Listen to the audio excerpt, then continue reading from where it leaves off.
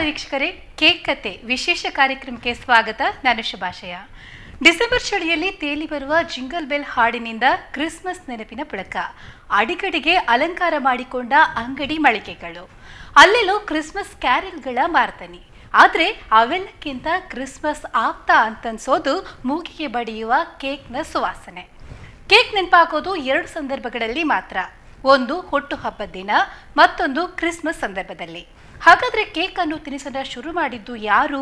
ಅದರ ವಿಶೇಷತೆ ಏನು? ಎಷ್ಟು ಬಗೆಯ ಕೇಕ್ಗಳಿವೆ? ಇದೇ ಈ ಹೊತ್ತಿನ ವಿಶೇಷ ಕೇಕ್ ಕತೆ.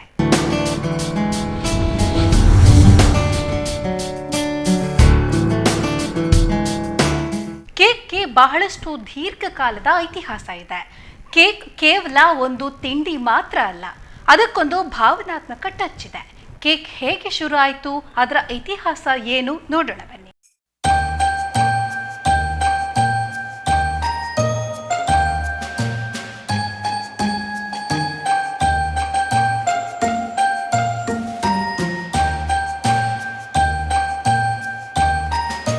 ಡಿಸೆಂಬರ್ ತಿಂಗಳ ಜೊತೆ ಸಾಗಿ ಬರುತ್ತೆ ಕ್ರಿಸ್ಮಸ್. ಕ್ರಿಸ್ಮಸ್ ಹಬ್ಬಕ್ಕೆ ಮೆರುಗು ನೀಡೋದೇ ಕೇಕ್. ಸರ್ವ ಋತುಗಳಲ್ಲಿ ಕೂಡ ಮುಟ್ಟಿದ್ರೆ ನಲುಗುವ ಬೀಳಂತಹ ಬ್ರೆಡ್ ತುಣುಕಿನ ಮೇಲೆ ವರ್ಣಚಿತ್ತಾರದ ಹೊದಿಕೆ ಹೊದ್ದ ಚಿತ್ತಾಕರ್ಷಕ ರೂಪ ಇದ್ರದ್ದು. ಧಾವಂತದಿಂದ ಎಲ್ಲಿಗೋ ಓಡ್ತಾ ಇರೋ ಕಾಲುಗಳಿಗೂ ಕೇಕ್ ಕಂಡಾಗ ಬ್ರೇಕ್. ಬೇಕರಿಗಳ ಮುಂದೆ ಪೇರಿಸಿಟ್ಟ ಬಗೆ ಬಗೆಯ ಫ್ರೂಟ್ ಕೇಕ್, ಪ್ಲಮ್ ಕೇಕ್ಗಳನ್ನ ಮೂಕವಿಸ್ಮಿತರಾಗಿ ನೋಡೋ ಮಂದಿಗೂ ಈಗ ಕ್ರಿಸ್ಮಸ್ ಅದನ್ನೊಂದು ಸವಿಯಲು ನೆಪ. ಈ ಕೇಕ್ಗೆ ಒಂದು ಅದ್ಭುತವಾದ ಇತಿಹಾಸ ಇದೆ. ಇದರ ಹುಟ್ಟಿನ ಬಗ್ಗೆ ಖಚಿತವಾದ ಮಾಹಿತಿ ಇರದೇ ಇದ್ರೂ ಕ್ರಿಸ್ತಪೂರ್ವ 200ರ ಸಮಯದಲ್ಲೇ ಗ್ರೀಕ್ನಲ್ಲಿ ಕೇಕ್ ಮಾದರಿಯ ತಿನಿಸು ಇತ್ತಂತೆ.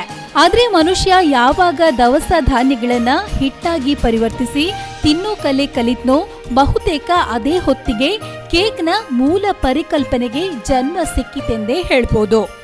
ಹಾಗೆ ಕೇಕ್ನ ಇತಿಹಾಸ ಕೆದಕ್ತಾ ಹೋದ್ರೆ ಆಸಕ್ತಿಕರ ಸಂಗತಿಗಳು ಸಿಗ್ತವೆ. ಕ್ರಿಸ್ತಪೂರ್ವ 776ರಲ್ಲಿ ಗ್ರೀಕ್ನಲ್ಲಿ ನಡೆದ ಒಲಿಂಪಿಕ್ಸ್ನಲ್ಲಿ ಕ್ರೀಡಾಪಟುಗಳಿಗೆ ಶಕ್ತಿವರ್ಧನೆಗಾಗಿ ಕೇಕ್ ನೀಡಲಾಗಿತ್ತಂತೆ. ಅದು ಈಗಿನ ಚೀಸ್ ಕೇಕ್ ಮಾದರಿಯಲ್ಲಿ ಇತ್ತಂತೆ. ಹಾಗೆ ನೋಡಿದ್ರೆ ಕೇಕ್ ಅನ್ನೋ ತಿನಿಸಿಗೆ ಸ್ಪಷ್ಟ ಮೂರ್ತ ರೂಪ ಸಿಕ್ಕಿದ್ದು 13ನೇ ಶತಮಾನದ ಹೊತ್ತಿಗೆ ಅನ್ಬೋದು.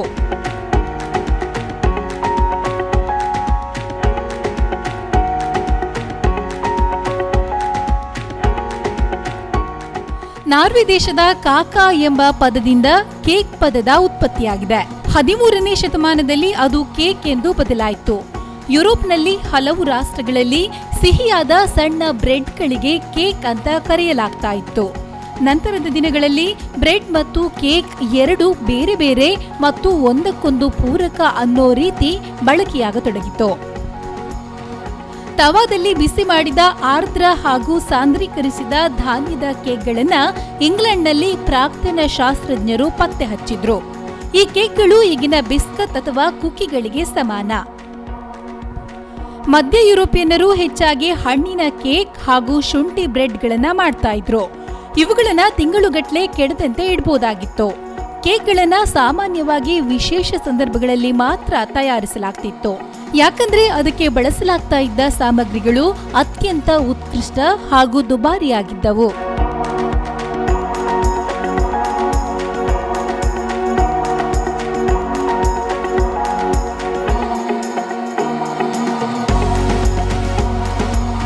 ಬೇಯಿಸಿದ ಕೇಕ್ಗೆ ನಿರ್ದಿಷ್ಟ ಆಕಾರ ನೀಡುವ ಪದ್ಧತಿ 1600ರ ಸಂದರ್ಭದಲ್ಲಿ ಪ್ರಾರಂಭವಾಯಿತು.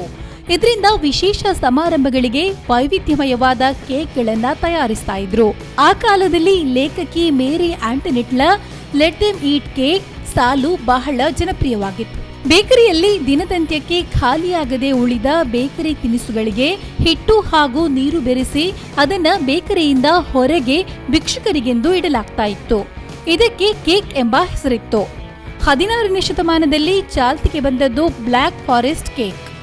ಚೆರ್ರಿ ಹಣ್ಣುಗಳಿಗೆ ಪ್ರಸಿದ್ಧವಾದ ಜರ್ಮನಿಯ ದಟ್ಟ ಕಾಡಿನ ಪ್ರದೇಶ ಈ ಕೇಕ್ನ ಮೂಲ. ಹೀಗಾಗಿ ಅದಕ್ಕೆ ಬ್ಲ್ಯಾಕ್ ಫಾರೆಸ್ಟ್ ಅನ್ನೋ ಹೆಸರು. 17ನೇ ಶತಮಾನದ ಅಂತ್ಯದಲ್ಲಿ ಫ್ರೆಂಚರು ಊಟದ ಕೊನೆಯಲ್ಲಿ ಬೇರೆ ತಿನಿಸೊಂದನ್ನು ತಿನ್ನುವ ಸಂಪ್ರದಾಯ ಹುಟ್ಟುಹಾಕಿದ್ರು.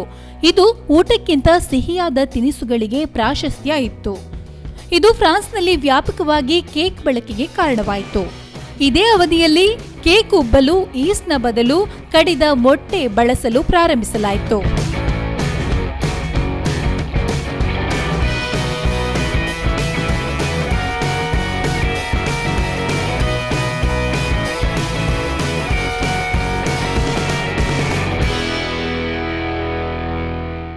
ದಿನದಂತ್ಯಕ್ಕೆ ಖಾಲಿಯಾಗದೆ ಉಳಿದ ಬೇಕರಿ ತಿನಿಸುಗಳಿಗೆ ಕೇಕ್ ಅಂತ ಹೇಳ್ತಾ ಇದ್ರು. ಅದೇ ಕೇಕ್ಗಳನ್ನ ಭಿಕ್ಷುಕರಿಗೆ ಯುರೋಪ್ನಲ್ಲಿ ನೀಡಲಾಗ್ತಾ ಇತ್ತು. ಅದನ್ನೇ ಲೇಖಕಿ ಮೇರಿ ಆಂಟೊನೆಟ್ ಹೇಳಿದ್ದು ಲೆಟ್ ದೆಮ್ ಈಟ್ ಕೇಕ್ ಅಂತ. ಆಗಿಲ್ಲ ಸಿಹಿಯಾದ ಸಣ್ಣ ಬ್ರೆಡ್ಗಳನ್ನೇ ಕೇಕ್ ಅಂತ ಕರೀತಾ ಇದ್ರು. ಮುಂದೆ ಕೈಗಾರಿಕಾ ಕ್ರಾಂತಿಯ ಬಳಿಕ ಕೇಕ್ ಹೊಸ ರೂಪಗಳನ್ನ ಪಡ್ಕೊಳ್ತು. ಮುಂದಿನ ದಿನಗಳಲ್ಲಿ ಕೇಕ್ ತಯಾರಿಕೆ ಗೌರವದ ಪ್ರತಿಷ್ಠೆಯಾಗಿತ್ತು. ಕೇಕ್ ಸಂಪತ್ತಿನ ಸೂಚಕವಾಗಿದ್ದು ಹೇಗೆ, ಕೇಕ್ ತಯಾರಿಕೆ ಸುಲಭವಾದದ್ದು ಹೇಗೆ ಮತ್ತು ಜನರ ಅಚ್ಚುಮೆಚ್ಚಿನ ತಿನಿಸಾಗಿದ್ದು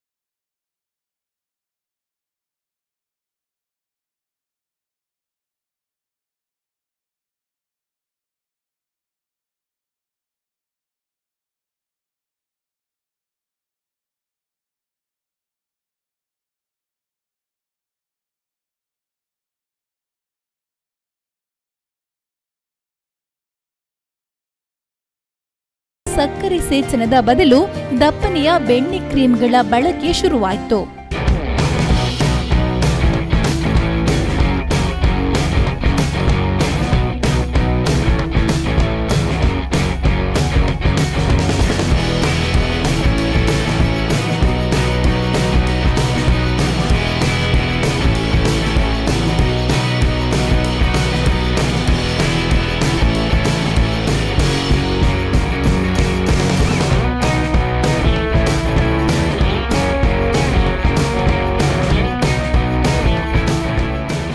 ಬೆಟ್ಟಿ ಕ್ರ್ಯಾಕರ್ ಅನ್ನೋ ಕಂಪನಿ ಮೊದಲ ಬಾರಿಗೆ ಕೇಕ್ ಮಿಶ್ರಣವನ್ನ ಪ್ರಾರಂಭಿಸಿದ್ದು.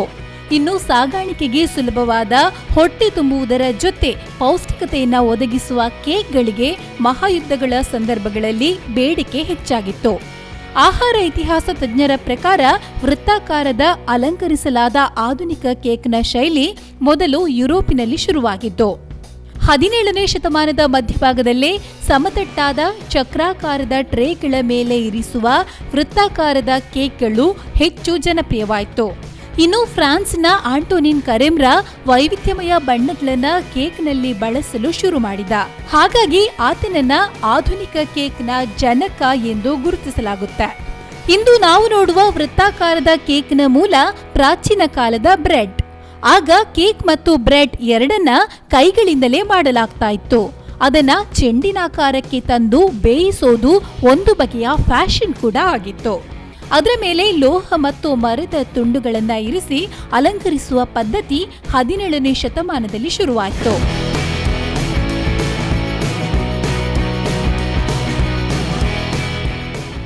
ಕೇಕ್ನ ಹುಟ್ಟು ಮತ್ತು ಹಿನ್ನೆಲೆ ನೋಡ್ಕೊಂಡ್ಬಂದ್ವಿ.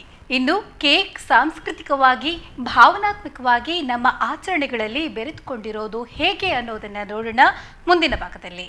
ಕೇಕ್ ಕಥೆಯಲ್ಲಿ ಒಂದು ಸ್ಮಾಲ್ ಬ್ರೇಕ್.